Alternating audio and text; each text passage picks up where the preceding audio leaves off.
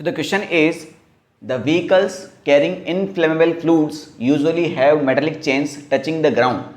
Inflammable का मतलब होता है जिनमें जल्दी आग लग जाती है, यानी फ्लूइड का मतलब पेट्रोल, डीजल, ये सब चीज़ें, केरोसिन।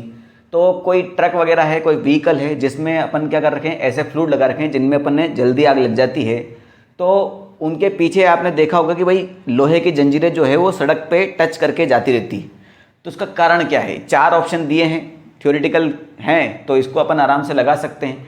देखिए क्या होता है, इन्फ्लेमेबल फ्लूइड की बात नहीं कर रहे अपन, फ्लूइड की बात नहीं कर रहे हैं। कोई कॉटन हो गया, कोई जैसे लकड़ी हो गई, और कंबल वगैरह हो गई, चादर वगैरह हो गई, जिनमें जल्दी आग लग जाती है। क्या होता है, इनको जब कहीं किसी जगह पे ट्रांसपोर्ट किया जाता है तो बीच में चलने की वजह से ब्रेक लगते हैं, स्पीड बढ़ाई जाती है, तो इनकी वजह से क्या होता है, इनके बीच में ऐसे फ्रिक्शन होता है, ये घिसते हैं एक दूसरे के ऊपर। तो घिसने की वजह से, फ्रिक्शन की वजह से स्टैटिक चार्ज डेवलप हो जाता है, और वो स्टैटिक चार्ज डेवलप हो जाता है तो वहाँ कलेक्ट हो जाता है। अगर वो स्टैटिक चार्ज को अपन ने अर्थ नहीं किया तो वहाँ पर क्या हो जाएगी भैया, स्पार्क हो जाएगा, आग लग सकती है। रुई में तो फटाफट आग लग जाती है। आपने इंस्टाग्राम पे एक वीडियो देखा होगा, उसमें एक आदमी ट्रक से उतरता है तो वो रुई के ऊपर सोया हुआ था, और एकदम से वो ट्रक के ऊपर पाँव रखता है तो उसमें आग लग जाती है।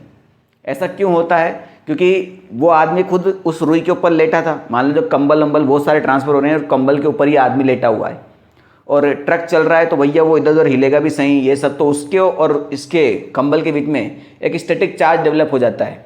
अब उस व्यक्ति ने कोई चप्पल वगैरह नहीं पहनी या कुछ प्रिकॉशंस वगैरह यूज़ नहीं किया, और डायरेक्ट उसने ट्रक के ऊपर पाँव रख दिया, तो उस स्पार्क की वजह से अर्थिंग पूरी हो जाएगी, और अर्थ पूरे होने की वजह से करंट फ्लो होगा। तो वो स्टैटिक चार्ज जो है वो क्या हो जाएगा, वापस उसी में कंबल्स वगैरह में ट्रांसफ़र हो जाएगा, और उस वहाँ पर आग लग सकती है। सबसे बड़े चांसेस इस बात के हैं। ठीक है, तो ये जो मेन कारण है ये चेन लटकाने का। चेन क्या करती है भैया, वो सारा चार्ज है, सारा चार्ज इकट्ठा हुआ, एकदम से अर्थ पे टच हुआ, तो वो सारा चार्ज जैसे ही बना अर्थ में भेज दिया, जैसे ही बना अर्थ में भेज दिया, बात ही खत्म। जब अर्थ में हो चुका है, ग्राउंडेड हो चुका है, तो फिर आग लगने की संभावना 0% हो गई।